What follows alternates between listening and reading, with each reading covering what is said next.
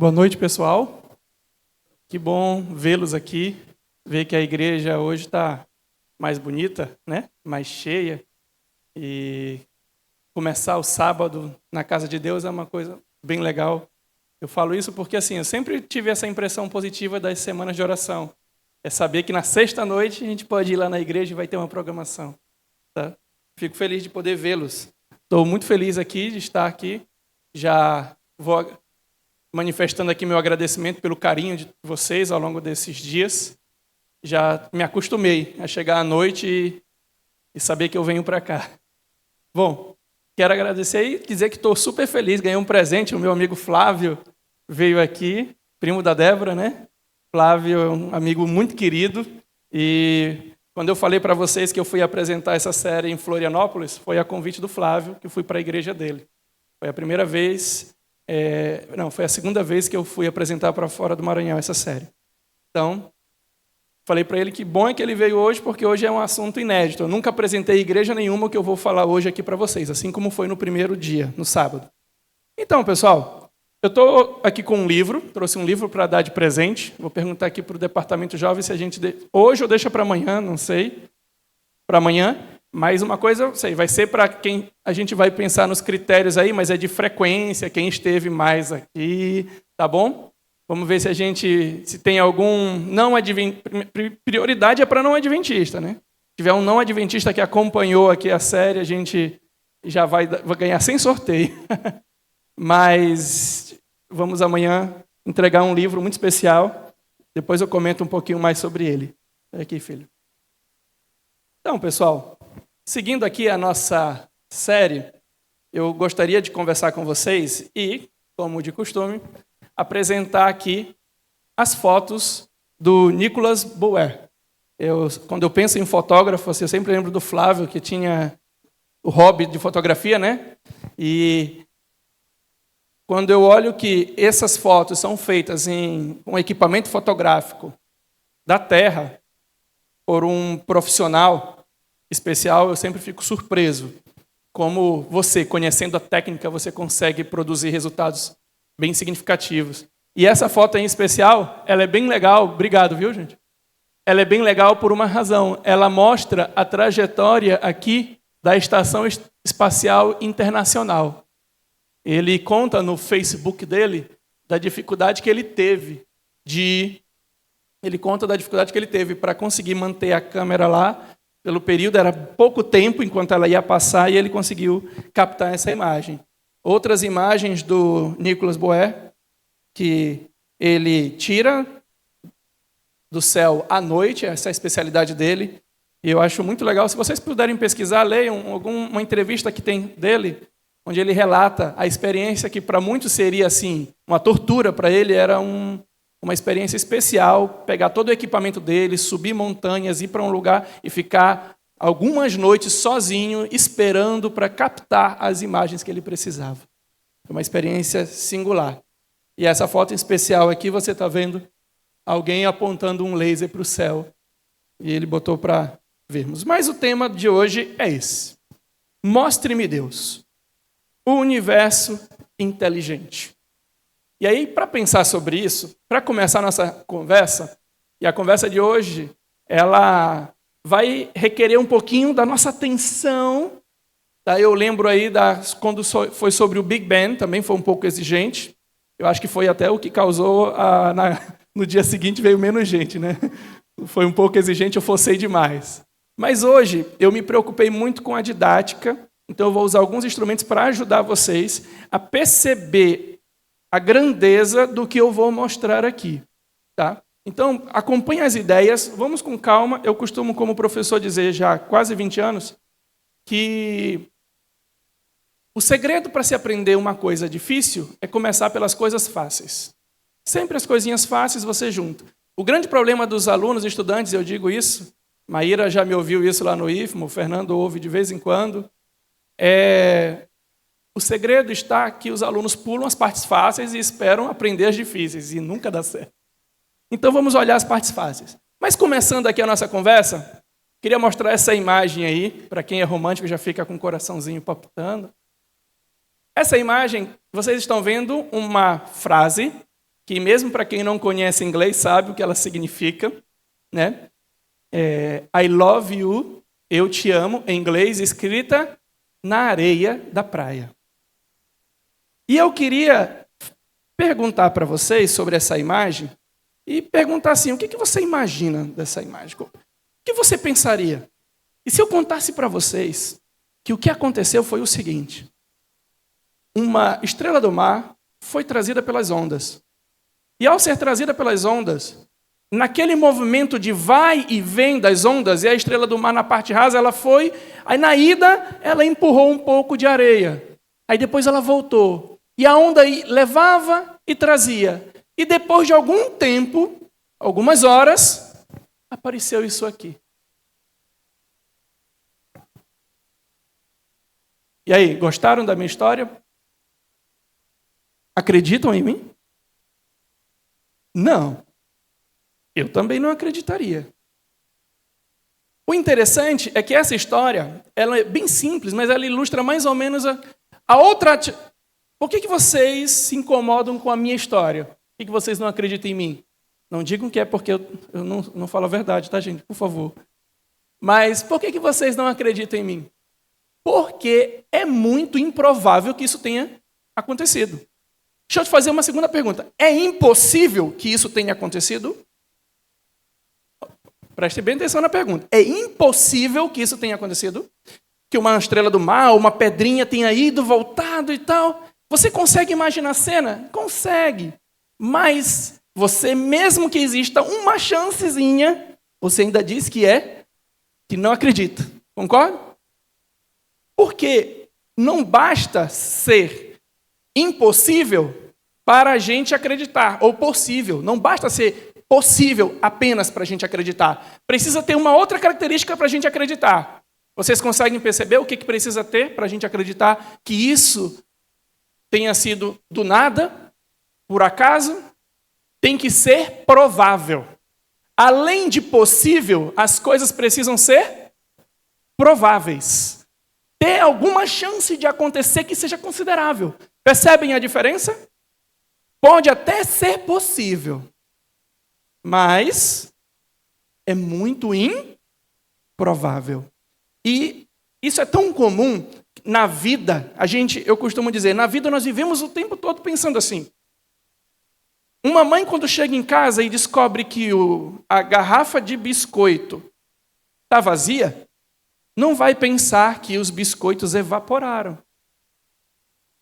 Ou que alguém veio de fora, entrou, conseguiu a chave da casa, entrou, roubou os biscoitos e foi embora e não deixou nenhum sinal. Ela vai olhar logo para o filho dela ou para a filha e vai dizer: você comeu os biscoitos? Porque nós vamos julgar as coisas segundo aquilo que é provável. Perceberam isso? Então vamos pensar numa questão aqui interessante.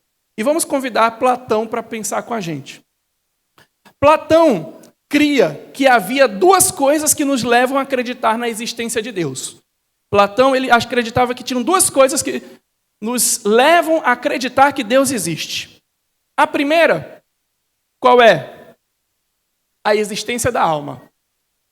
A existência da alma, para Platão, era uma prova de que Deus existe. E alma aqui, para Platão, é mais do que a gente chama aquela coisa espiritualística. Alma tem mais a ver, sabe, com o que nós pensamos hoje? Identidade, personalidade. O fato de você ter personalidade, e eu já falei sobre isso aqui, para Platão, o fato do Rafael ter a personalidade, a Aline ter a personalidade, a Keuliane ter a personalidade, a identidade que diz, ela é um ser diferente de mim. Tem uma coisa nela que faz ela ser diferente de mim.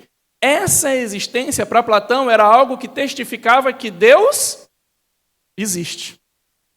E, inclusive, eu acho assim sublime que um filósofo tão antigo tenha tido um pensamento que ecoou por mais de 2000 anos, aí está ecoando até hoje. Porque até hoje há filósofos cristãos e argumentando com cientistas dizendo, olha, até hoje nunca a ciência demonstrou como a personalidade pode surgir de algo impessoal, como uma rocha, uma pedra. Eu conversei com vocês sobre isso algumas vezes e no primeiro dia. Então, esse é um primeiro argumento de Platão para a existência de Deus. E o segundo tem muito a ver com essa série. O segundo, olha só, sobre a ordem de movimento das estrelas e de todas as coisas sob o domínio de uma mente que colocara ordem aonde? No universo. Para Platão, ao olharmos para o universo e vermos uma ordem, para quem não esteve ontem aqui, pode não pegar tanto a ideia, mas ontem nós falamos sobre o quê? As leis do universo. Nós mostramos que o movimento das estrelas, o movimento dos planetas, as relações entre eles, todos seguem leis muito precisas.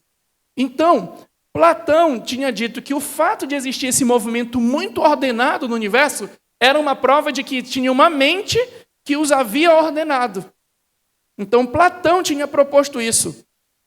E vocês podem não saber, mas um discípulo dele, muito famoso, também acreditava da mesma maneira, Aristóteles.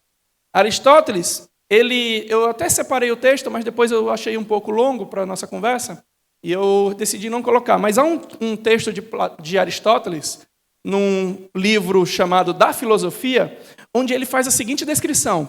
Ele diz assim: se nós tivéssemos um povo que viveu nas cavernas subterrâneas, e de repente ele sai dessas cavernas, e ele começa a olhar as nuvens, começa a olhar o sol brilhante, começa a olhar os ventos, ele começa a perceber esse céu estrelado, o movimento das estrelas, as fases da lua. Não haveria como esse povo não chegar à conclusão de que deuses existem.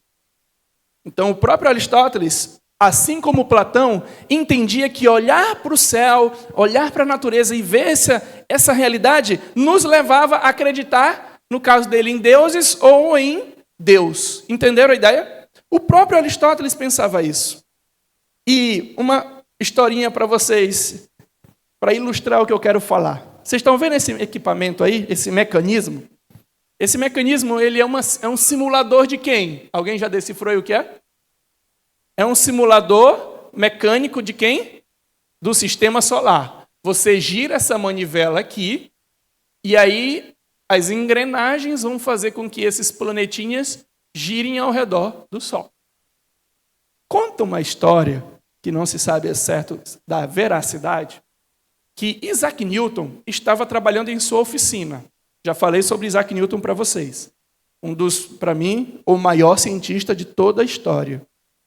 Cristão, dedicado, e eu disse, para quem não estava ontem, eu disse que é alguém que estudou mais Bíblia do que qualquer outra coisa. Inclusive, elementos da nossa interpretação profética adventista foram apresentados por Isaac Newton a primeira vez. Nós temos herança de Isaac Newton na nossa interpretação profética. Ele tem um livro, até em português, chamado As Profecias de Daniel e de Apocalipse, de Isaac Newton. E Newton, um cientista muito famoso, estava lá na sua oficina mecânica. Aí chegou um outro cientista, amigo dele, e foi conversar com ele. E Newton, sempre muito focado, trabalhando ali, aí o cientista começou a fuçar lá o equipamento e encontrou algo parecido com isso. Um mecanismo que imitava o sistema solar. Ele achou o máximo, disse, que máximo isso? Que legal, olha só, simula, é muito bom. Me conta, você que fez? Aí Newton, trabalhando ali, nem olhou para ele direito. Isso é uma das características de Newton, hiperfoco. Aí ele ali nem olhou direito e disse assim, não, sem olhar para ele. O que aconteceu foi que eu vou trabalhando aqui e vou jogando as peças aí. Aí eu vou jogando as peças. Com o tempo, eu percebi que elas foram se encaixando. E passaram mais dias eu jogando novas peças, elas se encaixaram e virou isso aí. Aí o cientista, não, Newton, fala sério, eu quero saber de verdade o que aconteceu. Newton sabia qual era a visão religiosa dele, que ele era ateu, que o amigo dele era ateu, e Newton, cristão. Aí Newton, não, rapaz, foi isso mesmo, o que aconteceu? Eu deixei aí, o negócio, depois de um tempo, foi tanta bagunça que nasceu e ficou isso aí. Aí o homem se exaltou. Rapaz, eu estou falando sério, me diga. Aí nesse momento Newton para o que está fazendo, se levanta e diz assim, amigo, você está olhando um equipamento extremamente simples, reduzido, simplório, que existe aqui na minha oficina. E você não acredita que ele foi feito do nada. Mas o original, que é mais complexo, maior e todo engrenado, você acredita que foi feito do nada. Isso é para nós pensarmos como às vezes nós, que nos arrogamos de tão inteligente, uma geração tão inteligente, é capaz de, levados por motivações maiores, anteriores, porque muita gente se pergunta, mas como pessoas tão inteligentes pensam de forma diferente de alguns? Não é que ele deixou de ser inteligente, gente. É porque às vezes as pessoas são levadas por outras motivações que não só a razão, a inteligência. Nós vamos comentar um pouco sobre isso mais à frente. E para ilustrar um pouco mais, vocês estão vendo aí um quebra-cabeça. A gente ganhou um quebra-cabeça de uma prima com 1000 peças ou mais do que isso. Até hoje eu não tive coragem de tentar montar. Não sou aquela pessoa que diga, um quebra-cabeça, deixa eu montar. Tá lá, é um plano nosso, né? Um dia a gente vence isso. Mas o que chama a atenção de um quebra-cabeça é que ninguém olha um objeto desse montado, todo encaixado, planejado e diz assim, isso veio do nada. Pois é, pessoal. Nós olhamos para isso e achamos que não veio do nada. Deixa eu falar para vocês sobre essa imagem aqui. É um gráfico. Deixa eu só te explicar uma coisa do que é esse gráfico. Você vai entender. O objetivo que eu tenho aqui não é que vocês sejam experts em cosmologia para entender um gráfico desse. É só uma coisa. Vocês lembram que eu falei sobre uma questão chamada radiação de fundo do Big Bang? Aquela energia que veio lá do início do Big Bang e que permeou todo o universo. Vocês lembram que eu falei sobre ela? E que uns cientistas mediram essa radiação? Pois é. O que aconteceu é que, com o passar do tempo, eles foram medir essa radiação com mais detalhes. E o que aconteceu, Rafael, ao medir com mais detalhes? O problema com o Big Bang é o seguinte, já vou repetir isso, e eu queria muito que vocês lembrassem. O problema do Big Bang é que quando ele nasceu, ele foi rejeitado logo de cara. Por quem? Quem assistiu me diz aí. Quem foram os que rejeitaram o Big Bang? Os cientistas. A grande maioria dos cientistas rejeitaram a teoria do Big Bang. E vocês lembram qual era a causa? Porque ela parecia ser uma teoria de fundo o quê? Religioso. Não, essa história do universo tem uma origem? De jeito nenhum. Isso é coisa da Bíblia. E alguns cientistas, eu mostrei para vocês, disseram claramente isso. Não pode ser verdade, porque isso é coisa de Bíblia. Aí, o curioso é que hoje, no século XXI, nós estamos dizendo o que agora? Não, o Big Bang não é verdade, porque isso é coisa de ateu. É curioso isso, né? Mas o que acontece é que, para que o Big Bang fosse verdade, essa energia ela tinha que ter uma forma fixa, uma forma de um gráfico. E o que eu estou mostrando para vocês é que essa forma foi medida, essa daqui, ó. E não só foi medida. O que vocês estão vendo aqui são os traços das medidas que a gente chama de erro. E eles são perfeitamente ajustados à teoria, à conta. O que está em lilás aqui é o que foi observado. E o que está em azul claro era o cálculo teórico. As duas se harmonizavam perfeitamente. E aqui vocês podem ver a imagem que eles obtiveram. E é aqui onde eu quero falar mais. Quando a primeira medida, vocês estão percebendo como é que parecia essa energia do Big Bang? Vocês estão percebendo que ela parecia toda uniformezinha, verdinha, bonitinha, não é isso? Mas em 1992 eles mediram de novo e tinha um problema. Deixa eu te explicar qual era o problema, que ela não podia ser assim, galera. Pessoal, desculpa, galera, porque eu dou aula, né? Eu falo com meus alunos, né, Fernando? Então, pessoal, entendam, a energia do Big Bang não podia ser assim, bonitinha. Por que, Rafael? Por uma razão. Para que galáxias pudessem ser formadas, para que estrelas pudessem depois ser formadas, era importante que tivesse em alguns lugares um pouco mais de matéria que em outros. Por quê? Como é que funciona? É assim, ó. Se nós estamos igualmente distribuídos, ninguém se junta em lugar nenhum. Mas se tem um pouquinho acumulado aqui, devido à gravidade, a gente começa a atrair mais gente. Estão entendendo a ideia? Então, para que as galáxias se formassem, era necessário que tivesse algumas regiões um pouquinho mais densas que outras. Pegaram a ideia? Tinha que ter alguns locais, tipo, se está todo mundo espalhadinho, ninguém vai para lugar nenhum. Mas se tem uma cidade onde tem mais acúmulo de pessoas, todo mundo tende a ir para lá, não é isso? Isso deveria acontecer com o Big Bang. E olha que interessante. Até aqui, as pessoas diziam, esse Big Bang é só história, não é verdade. Porque está tudo muito uniforme. Mas em 92, eles começaram a medir isso aqui. Ó. Vocês estão vendo que a cor agora muda? Esse vermelho aqui, não olhem tanto para ele, porque isso aqui é a nossa galáxia, isso era assim mesmo. Mas olha aqui em cima, vocês estão vendo que tem azul, amarelo e verde? Essa variação de cores reflete a variação de temperatura. E reflete que lá no início não era tudo muito bonitinho. Tinha alguns locais que tinham mais matéria, mais energia do que outros, e precisava ser assim. Mas o que é mais legal disso aí, essa é a imagem mais atual. Tá? E aqui, no meio, você me pergunta agora, porque você é inteligente, vai me perguntar, cadê a Via Láctea? Tiraram? Isso aqui, a parte do meio aqui é só arte, tá? Aqui não tem dado científico, não. Eles pintaram para ficar bonitinho. O que realmente... Porque se for colocar o dado real, vai ficar aquela mancha vermelha aqui. Aí eles arrumaram. Tá certo? Cientistas também são vaidosos.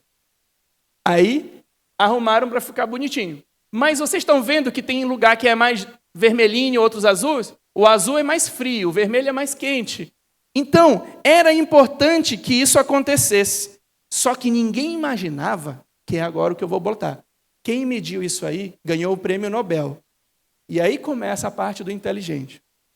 Olha o que ele diz. Vejam bem o que ele fala.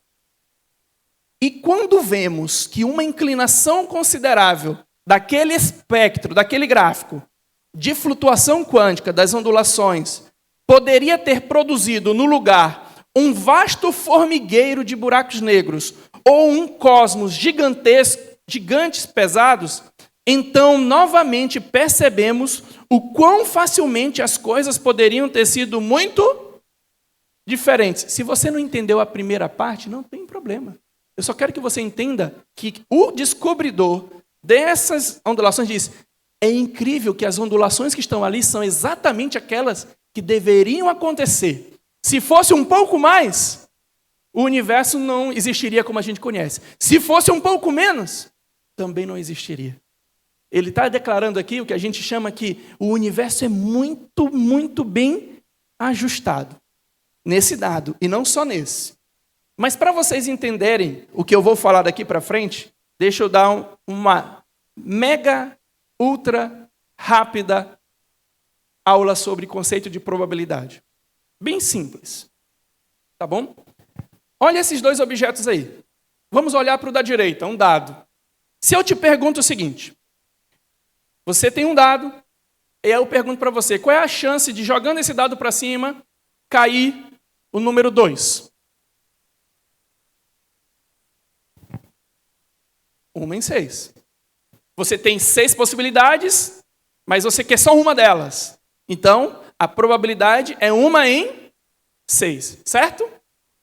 Se fossem 2 dados, que os dois dessem 2. E aí? 1 em 36. Perceberam que diminui a probabilidade, né? A chance de dar as duas, certinho? Agora, olha esse outro dado aqui. Esse outro dado, qual é que é a diferença dele? Ele tem quantas faces? 20. Olha a probabilidade de dar o número 2 nesse dado. Quanto? 1 em 20. 1 em 20. Aí você diz assim, o que eu quero que você pegue de ideia aqui? É que a probabilidade, quanto maior o número embaixo, menor é a probabilidade. Perceberam? É mais fácil dar 2 aqui ou dar 2 aqui? É mais fácil dar 2 no que tem menos faces, não é isso? Então, quanto maior o número embaixo, menor é a probabilidade. Guardem isso aí que nós vamos voltar a ela. Agora, uma outra coisa, essa vocês entendem com mais facilidade. Preço. Eu queria encontrar do Mateus, mas eu não encontrei. Então, estava na pressa, encontrei essa. Geralmente, eles gostam de fazer uma graça com a gente, né? Os preços geralmente vêm assim, né? Porque eles não querem mostrar que dá 24, ou dá 28, ou dá 30. Eles querem mostrar que está pertinho, né? Bom, pessoal, eu quero que vocês pensem sobre esse valor e me digam assim, olhando para cá, quanto falta para dar 24? 1 centavo. Quanto falta para dar 30? 1 centavo. Então, a alteração em 1 centavo, ou seja, em 1 sobre 100. Entenderam? Quando eu falo mudança de 1 sobre 100, é mais ou menos a equivalente à mudança de 1 centavo. Certinho? Agora eu vou causar tristeza. Momento solene agora de tristeza, por favor. Depressão em vocês. Houve uma época que era assim. Tá? Houve uma época que era assim. Tem gente escorrendo a lágrima aqui do lado. Certo? E eu te acompanho, meu amigo. Qual é a alteração aqui? Para chegar em 3, quanto precisa? 0,001 centavos. Não é isso? Certinho? Ou 1 sobre... Então, quando eu falar de variação de 1 sobre 1000, você sabe que é bem pouquinho, né? Bem pouquinho. Agora sim, vocês podem começar a acompanhar umas coisas novas. Esse gráfico aqui foi retirado de um livro, e deixa eu explicar para vocês. Ele mostra o planeta Terra aqui, e mostra o Sol e a distância do Sol. E sabe o que é essa mancha verde aqui? É a área onde o planeta Terra, as localizações que ele poderia estar, se ele estiver um pouquinho mais perto do Sol, o Sol tinha, observa, aqui é o Sol, o tamanho do Sol, 10 massas solares, 1 sobre 10 massas solares. Quando você olha esse gráfico, sabe o que você descobre? Que o nosso planeta Terra, se ele fosse um pouquinho mais perto, não tinha como haver vida. Só nessa faixa verde pode ter vida. Se o Sol fosse um pouquinho maior, a Terra não poderia ter vida. Se o Sol fosse um pouquinho menor, a Terra também não podia ter vida. Se a Terra fosse um pouquinho mais distante, ela não podia ter vida. Nós vivemos em um planeta, acreditem, muito bem planejado para nós vivermos nele. Se você mudar 2% da distância, agora vocês entendem o que é 2% lá. 0,02 da distância da Terra ao Sol, se tu mudar só isso, acabaria a vida na Terra. Só isso. E olha só o que esse cientista disse. Agora vocês podem entender, vão entender por que eu fiz todo aquele exercício didático com vocês. A probabilidade da Terra existir como ela é, com vida, toda organizada do jeito que ela é de quanto, gente? É 1 sobre 6 lá dos dados, é? Não. É 1 sobre 20 daquele outro dado? Não. Rafael, mas eu não entendo que número. Deixa eu te ajudar. É 1 sobre 1, 0, 0, 0, 0, 0. Quantas vezes? 30 vezes. Perceberam? A probabilidade de dar 2 no dado é 1 sobre 6. De dar 2 no dado que é de 20 faces é 1 sobre 20. E da Terra vir do nada, desse jeitinho como ela é de 1 sobre 1, seguido de 30 zeros. Entenderam por que eu fiz aquele exercício? Talvez sem ele vocês não teriam a sensibilidade para perceber o impacto de uma informação como essa. O nosso planeta, aí eu digo para vocês, vamos pensar naquele raciocínio lá da praia. Por que a gente não acreditou no I love you da praia? É porque era impossível? Não, é porque era improvável, porque a probabilidade de acontecer era muito... Por que a gente não acredita que o nosso planeta foi feito do acaso? Porque, o que é que esse cientista está dizendo? É muito improvável. Tem uma chance? Tem uma chance. Uma sobre esse número todo aqui. E aí, isso é tão verdade, gente, que existe esse livro aqui, ó, livrozinho aqui, ó, O Planeta Privilegiado. E o que esse livro faz? Ele mostra como o nosso planeta não é só bem organizado, ajustado, como ele tem outras características especiais. Nós vivemos em um planeta que esses autores dizem é um grande observatório do céu. Nós temos uma atmosfera que não cobre o céu, é transparente, coisa maravilhosa. Nós não estamos perto de um monte de estrelas, o brilho dessas estrelas não permitiria a gente observar o céu. E eles fazem várias observações sobre como a Terra é um planeta privilegiado. Agora vamos começar a falar, deixa eu botar a mente de vocês para aquecer mais ainda.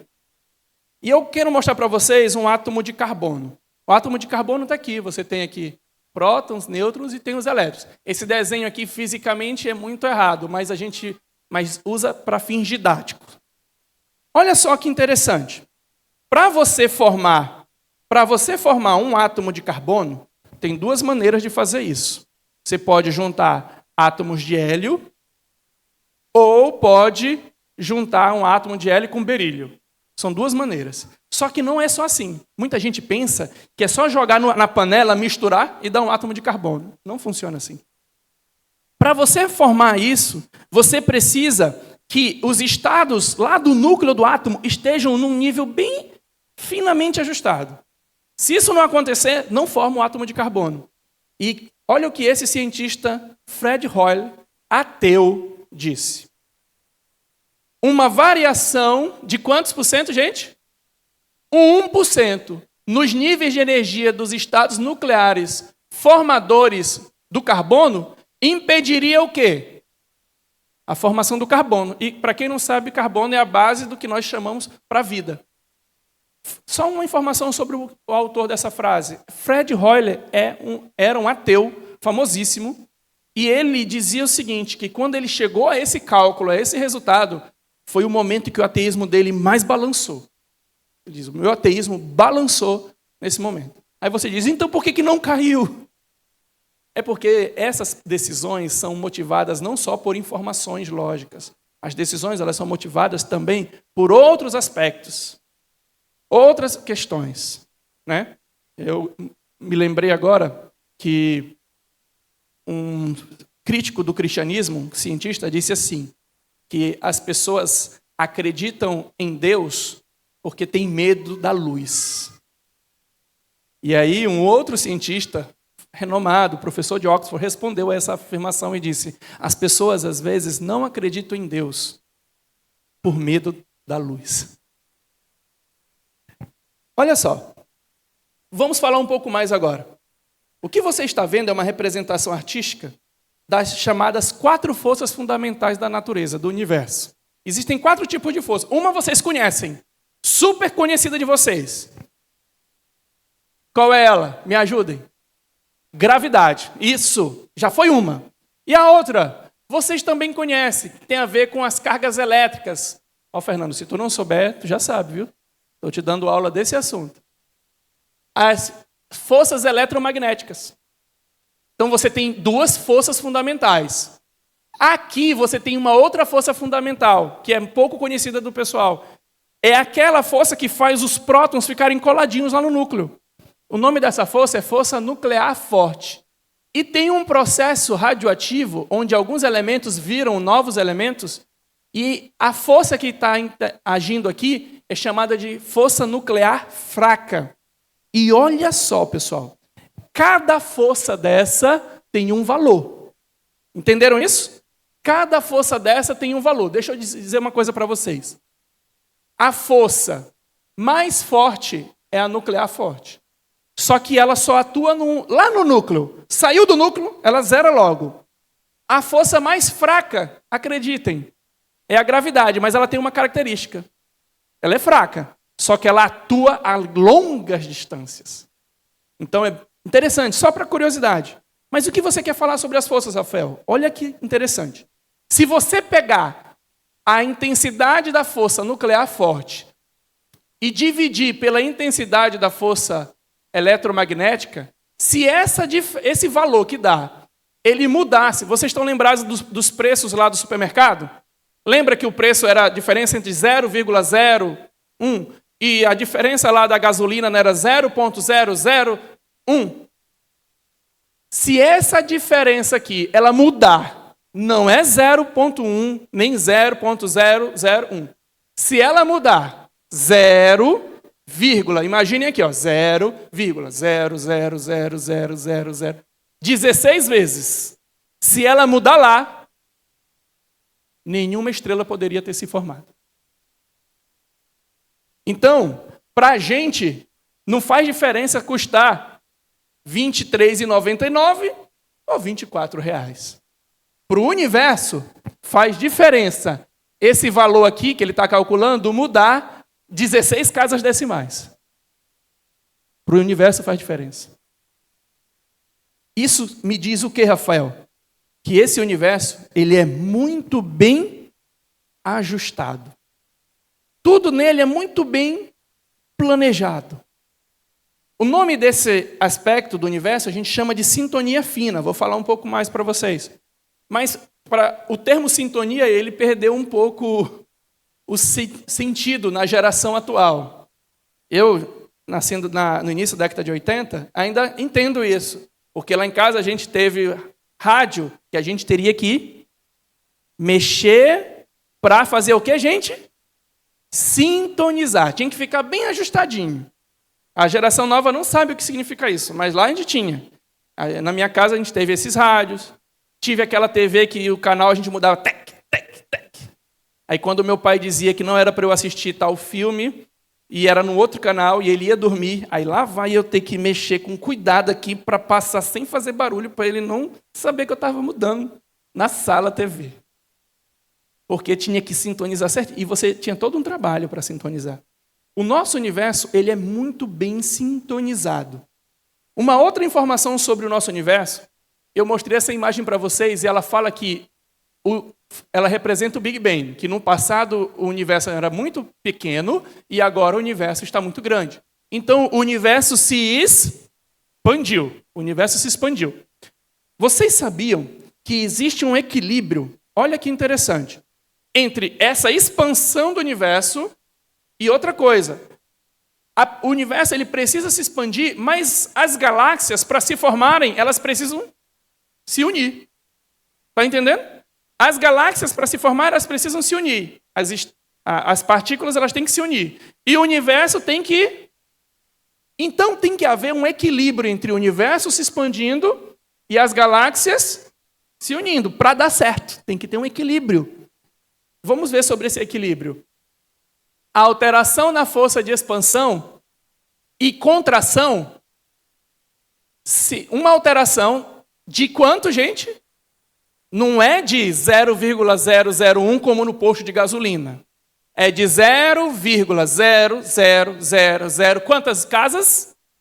55 casas. Se você mudar um pouquinho lá nessa casa, o que aconteceria? Ou nós teríamos uma expansão muito rápida, sem formação de galáxias, ou uma expansão muito lenta, com um colapso, virando tudo grandes buracos negros.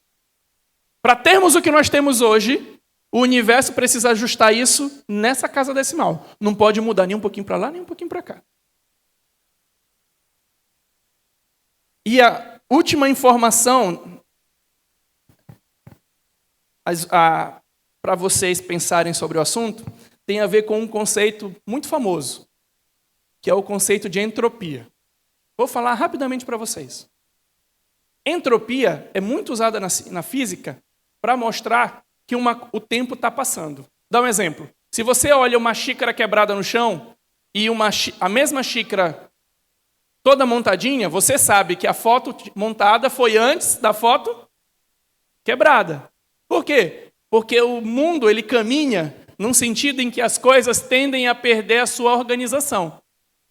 E a quantidade que mede essa organização, entre aspas, porque se tiver algum físico aqui, ele vai reclamar que eu estou sendo muito simplista, e é para ser didático. Essa quantidade que mede a organização do universo, da natureza, chama-se entropia. Quando você vê assim mais organizado, é porque você está tendo baixa entropia. Se você está mais desorganizado, você está tendo alta entropia. E o que acontece com a natureza? É que quando o tempo passa, a entropia sempre aumenta. É normal, as coisas vão se desfazendo, a gente vai perdendo energia, vai a entropia aumentando. Isso é uma lei da física, chamada segunda lei da termodinâmica. A entropia sempre aumenta. Então, e o universo, Rafael? Isso está acontecendo com o universo? Está. O universo está sempre com a entropia aumentando. Agora voltem no tempo. Se a desorganização do universo aumenta, e se eu volto no tempo, como é que o universo deveria estar quando ele nasceu? Muito mais organizado.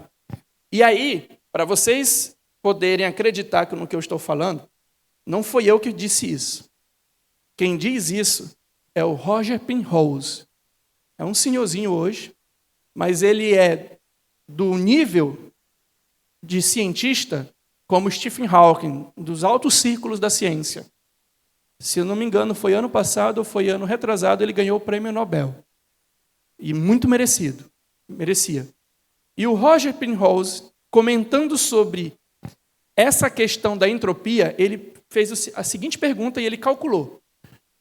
Qual era a probabilidade do universo ter uma entropia tão baixa para que ele fosse o universo que ele é hoje? Qual é a probabilidade do universo ter aquela organização lá no início para que a entropia fosse a de hoje? Para que nós tivéssemos o universo de hoje? Eu botei essa foto? Não precisa. Isso aqui. Olhem para cá. A probabilidade do universo ter uma entropia tão baixa quando da sua formação é de... Calma, vocês não entenderam esse número. Que eu não expliquei. Eu tentei digitar, mas não deu certo. Vou explicar para vocês. O que é que eu queria escrever aqui, Rafael? Aqui era uma potência. É 10 elevado a 123. Então, a probabilidade do universo ter essa entropia lá na sua origem é de 1 sobre 10 elevado a 10, que é elevado a 123. Se você pegasse um zero e colocasse em cada partícula atômica que preenche o universo, não daria esse número. Então, tem a possibilidade? Tem. Mas é provável que o universo tenha sido feito assim do nada? Segundo as contas desse prêmio Nobel? Não, pessoal, não é. É mais fácil tu ir para a praia da litorânea e encontrar I love you do que isso aqui. E não é pouco, não. É muito mais fácil tu encontrar I love you lá do que isso aí. Os livros comentam assim que é até difícil exprimir quanto esse número. Tá? Pessoal, eu trouxe uma pequena lista que eu não vou falar tanto sobre ela, mas tem várias coisas no universo que são finamente ajustadas. Uma coisa é o seguinte. Olha só, vocês já ouviram falar em antimatéria? Sabe o que? Antimatéria é o seguinte. Qual é a carga elétrica do elétron? Alguém lembra? Fernando lembra? Lembra, né, Fernando? Qual é a carga elétrica do elétron? Negativo. Mas vocês sabiam que as teorias indicam que podia existir uma partícula igualzinho ao elétron, só que com carga elétrica positiva. E quando eles se encontram, eles se chocam e se aniquilam, virando só energia. A questão é que os cientistas não conseguem explicar por que nós somos formados de matéria e não de antimatéria. E se fosse igualzinho lá no início do universo, se tivesse a mesma quantidade de matéria e antimatéria, o que ia acontecer? Eles iam se aniquilar e ninguém ia existir. E o nosso universo, ele tem essa diferença de matéria e antimatéria que até hoje eles não conseguem explicar. Outra coisa, a quantidade de matéria e energia que existe é perfeitamente ajustável para que a vida existisse. Sugiro que vocês tirem foto já do pacotinho que tem. Outra coisa, eu já falei um pouco sobre isso, a exatidão da força nuclear forte. Se ela fosse um pouco diferente, nós não teríamos a formação de elementos pesados. E isso aqui eu posso falar um pouco mais. As fórmulas físicas da física, elas têm alguns valores que são chamados constantes. Essas constantes têm valor fixo. Se você mudar um pouquinho ela, a fórmula toda vai embora. E a natureza inteira vai embora. O universo não é mais o universo que nós conhecemos. Tudo isso a gente chama na ciência de princípio antrópico. E o que é o princípio antrópico? É a ideia de que o universo foi preparado para que o homem pudesse habitar nele. Cientistas estudam isso. Claro que eles tentam responder, dar outras alternativas. Muitos deles, que não vão acreditar nisso, tentam. E olha o que Stephen Hawking disse sobre esse assunto. Seria difícil explicar por que o universo teria começado dessa maneira, a não ser como um ato de quem? De um Deus que quisesse criar seres como nós. O Hawking não está dizendo que é como existisse Deus. Ele está dizendo que uma das razões mais fáceis seria que Deus existisse. Só que o Hawking já partia do princípio que Deus não existia, entenderam? Mas ele reconhecia que Deus existir explicaria o problema. Outra coisa, Freeman Dyson, premiado físico, olha o que ele diz também. Quanto mais examino o universo e sua arquitetura, mais evidências encontro de que o universo, em certo sentido, devia saber que estávamos chegando. O que ele quer dizer? Que o universo parece que estava todo preparado para que nós chegássemos. Desculpa, é o que eu vejo em Gênesis 1. Deus preparando o universo para que sexta-feira viesse alguém e chegasse. O universo em si, eu estou falando do planeta Terra, mas a ideia é a mesma. O que é que nós temos aqui? Quem é Arno Penzias? Talvez eu falei rápido, vocês não... Vocês lembram aqueles dois pesquisadores que identificaram as ondas da radiação cósmica de fundo? Um deles é o Arno Penzias. Olha o que ele diz, a coragem que ele teve. Depois de ganhar o prêmio Nobel, meu amigo, e ainda ganhar da forma mais fácil na história da ciência, ganhou, eu já falei para vocês, ele ganhou de graça praticamente. Estava lá com a antena mediu a radiação do Big Bang e ele ganhou o prêmio Nobel.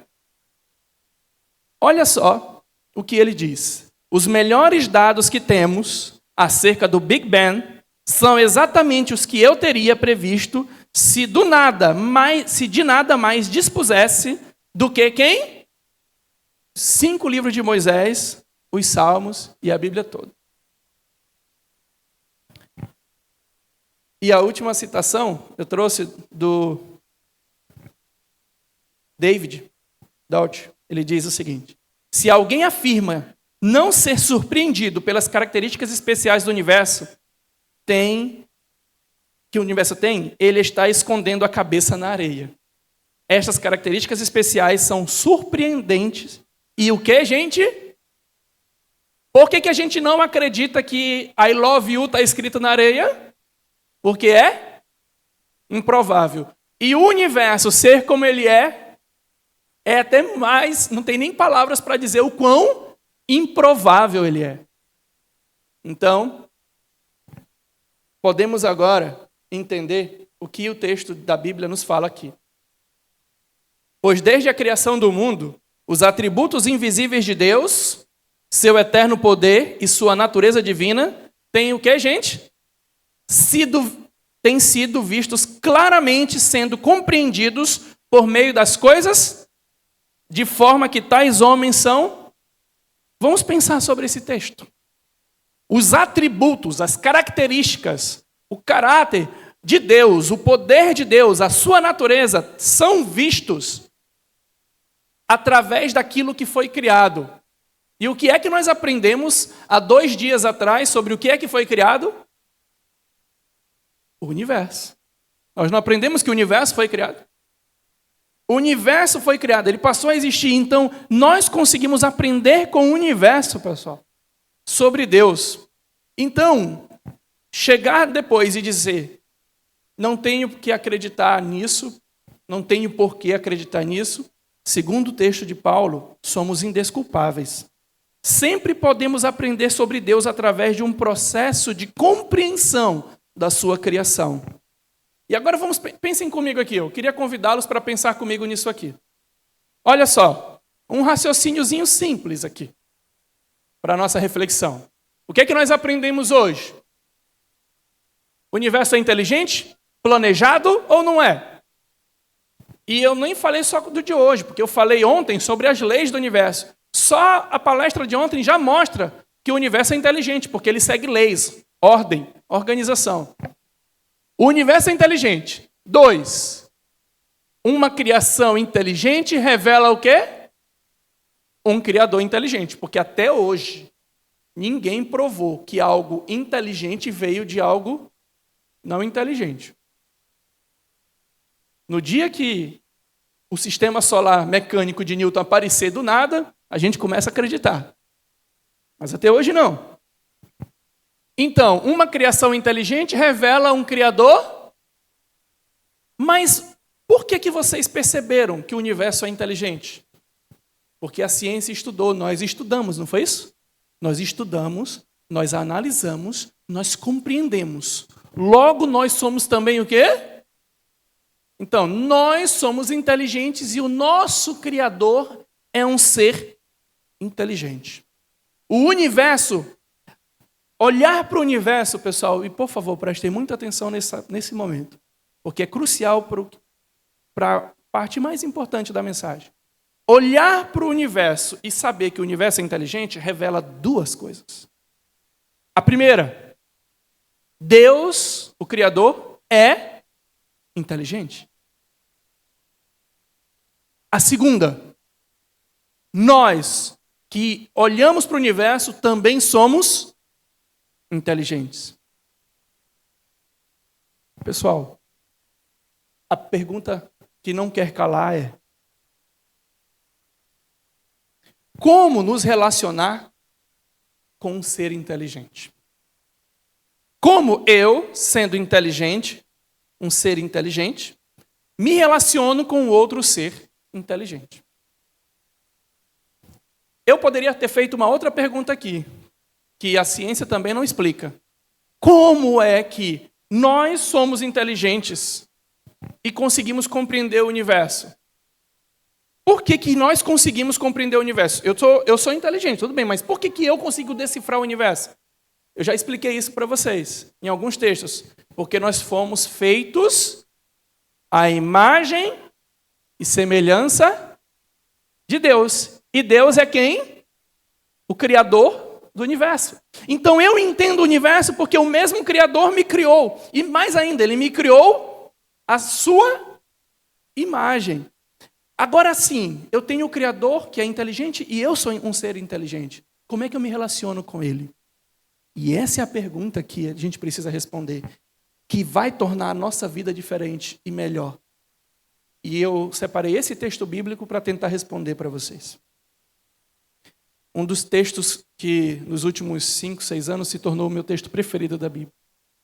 Venham, vamos refletir juntos. Diz o Senhor. Deus diz que Ele sendo inteligente, você sendo inteligente, precisam construir uma relação onde os dois reflitam, onde os dois usem a inteligência. A nossa relação com Deus precisa ser fundamentada onde? Na nossa razão, na nossa comunhão, na nossa interação com Deus. E isso tem... Aí você diz, mas sim, Rafael, quais são as implicações disso? Várias. Porque, infelizmente, nós hoje, nos últimos anos, nós temos um comportamento religioso dentro do cristianismo que tira da nossa relação com Deus o aspecto de inteligência. Coloca ele de lado. E nós passamos a definir a nossa relação com Deus como? Por experiência, por sensações. Você vem para a igreja não para pensar sobre Deus com Deus, mas você vem para a igreja para sentir Deus.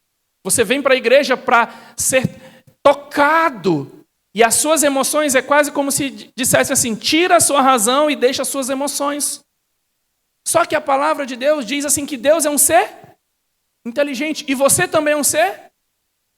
E quem deve guiar essa relação? É a sua razão. Toda forma de relação religiosa, sem uso da razão, não reflete quem nós somos e nem quem Deus é. Por isso que Jesus, ele disse, ensinou o Pai Nosso. Ele ensinou o Pai Nosso. Mas assim como nós fazemos, ele não só orava o Pai Nosso, ele conversava com Deus. Porque era uma relação entre dois seres, o quê, gente? inteligentes. Conversar, dialogar, refletir, abrir sua palavra, pensar. A gente hoje define a nossa experiência religiosa, em muitos casos, por espasmos emocionais, por êxtase emocional, quando a gente tem que vir, e Deus nos convida, nesse texto ele diz, venham e vamos refletir juntos. Mas a gente às vezes chega na casa de Deus e quer gritar, e quer perder a razão, quer perder a consciência, e aí sai daqui dizendo, eu senti o poder, porque eu perdi a minha razão, a minha inteligência, a minha consciência. Só que detalhe, era exatamente isso que te fazia ser humano. Imagem e semelhança de Deus. E a outra pergunta. Qual é o efeito de não fazermos isso? Qual é o efeito de eu não me relacionar com Deus com base na inteligência, na comunhão, na conversa, no diálogo? Deus quer ser teu amigo. Quando a gente olha para Jesus nos textos da Bíblia, e como eu já falei algumas vezes aqui na igreja com alguns colegas, aquela série The Chosen revela muito isso, uma série Os Escolhidos, onde fala de um Jesus que andava com Deus e conversava com o Pai. Ele ia dormir orando e falando, Pai, obrigado. Essa relação racional, inteligente, essa comunhão que ele tinha, que é o que ele quer ter com a gente. Se eu tiro isso e eu passo a ter uma experiência com Deus à parte da razão, baseada em outras sensações, qual é o efeito que isso tem sobre nós? Eu vou te mostrar. É um textinho grande, mas precisável. Romanos 1, 21, 25 diz assim, porque tendo conhecido a Deus, não o glorificaram, nem lhe renderam graças, mas os seus pensamentos tornaram-se fúteis. Prestaram atenção que os pensamentos fúteis são aqueles que se desconectaram da sua relação com Deus. É um pensamento fútil, pensando em coisas sem valor. E seus corações insensatos, o quê? Se obscureceram. Dizendo-se o quê? Sábios, tornaram-se loucos e trocaram a glória do Deus imortal por imagens feitas segundo a semelhança do homem imortal, bem como de pássaros, quadrúpedes e répteis. Por isso Deus os entregou à impureza sexual, segundo os desejos pecaminosos dos seus corações, para a degradação dos seus corpos entre si. E olha só o final. Trocaram a verdade de Deus e adoraram e serviram as coisas e seres criados em lugar criador. Pessoal, eu olho para o universo e vejo que ele foi criado. E que esse Criador, que eu já comentei aqui, é maior do que o universo e quer se relacionar comigo. Mas eu quero me relacionar com ele, não quero pensar sobre ele, não quero relacionamento, eu não quero refletir. Eu quero mudar o foco. E quando eu mudo o foco de Deus, eu vou encontrar outros ídolos. O ídolo mais comum de todo mundo tem 2 letras. Eu. A grande maioria adora a si mesmo. A grande maioria adora suas próprias convicções. A grande maioria adora suas próprias decisões. A grande maioria adora a si mesmo. Mas tem outros que começam a adorar até alguns. Aí adoram ídolos de internet, adoram culturas e comportamentos. Mas adoram. Só que eu vou te dizer uma coisa. Sabe o que há de comum em todo mundo que tirou o olhar dessa relação com Deus? Sabe o que há de comum com todo mundo? É que todo mundo se rebaixa. Todo mundo, quando deixa de se relacionar com Deus Criador, acontece o que esse texto diz. A degradação da sua mente, a degradação do seu corpo. Você é diminuído. Você se degrada, você evolui. Por quê, Rafael? Porque por um processo que a própria neurociência estuda. Tem uma palestra onde eu falo sobre isso. Há vários dados que estudaram o efeito de você adorar outros tipos de deuses. Quando você adora um Deus que é tirano, quando você adora um Deus que é mandão, imperador, tem um efeito danoso no seu cérebro. Quando você adora um Deus amoroso, tem um efeito diferente no teu cérebro. Aí o autor do livro diz, imagina as religiões orientais, onde eles adoram ratos, rãs e animais. Então, o fato é que quando você tira o foco de Deus, meus amigos, não tem outra. nós nos rebaixamos. Nós só encontramos a nossa identidade real quando a gente se relaciona da forma correta com o nosso Criador. E para que vocês confirmem o que eu estou falando, tenham certeza sobre o que eu estou falando, olha esse texto de Caminho a Cristo. Olha o que ela diz. O governo de Deus não é como Satanás nos quer fazer parecer. Fundado sob uma submissão, um domínio o quê? Irrazoável, sem razão, sem inteligência. Não é assim. Ele apela para quem, gente? Para o intelecto. E quem? A consciência. Vinde, pois, e arrazoemos. É o texto que eu acabei de ler. É o convite do Criador aos seres que formou. Que Deus nos ajude a, primeiro, identificar a sua criação, a beleza, a inteligência da sua criação. Segundo, identificar que Ele é inteligente. Terceiro, que eu devo exercer a minha inteligência para me relacionar com Ele e viver uma vida num novo nível e não me rebaixar a outros níveis. Que Deus nos ajude.